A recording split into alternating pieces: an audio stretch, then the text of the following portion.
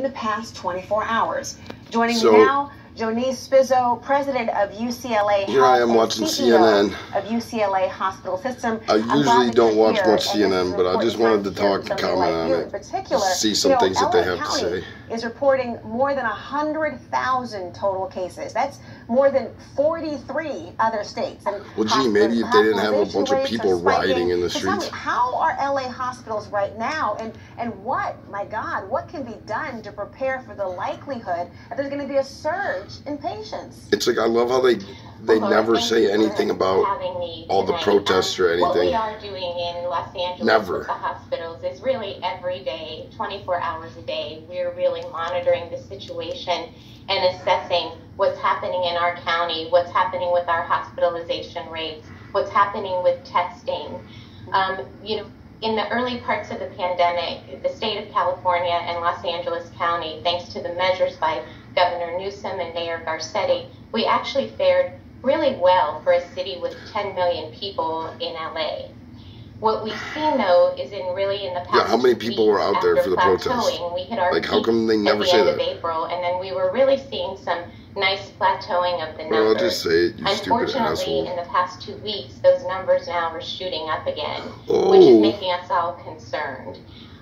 We have started to gradually open things back up, and it's summer, the beaches were open, and we began to see a lot more people congregating in groups, people not wearing masks. It was the beaches, not the protests. It's a time for concern, and something that we need to get in front of. And of course, it feels like we were talking about people maybe let their guard down. Is that what happened here? I mean, you had California being very successful in fighting the virus early on. Now you've got cases which is absolutely absurd. 75% of the state is going back into shutdown. I mean, how worried are you? Well, gee, I wonder why I look at people who congregate. Look at the numbers where it was, where the spike was. We saw around the Memorial Day weekend holiday, that's when we really began to see a lot more people congregating. The beaches were all open.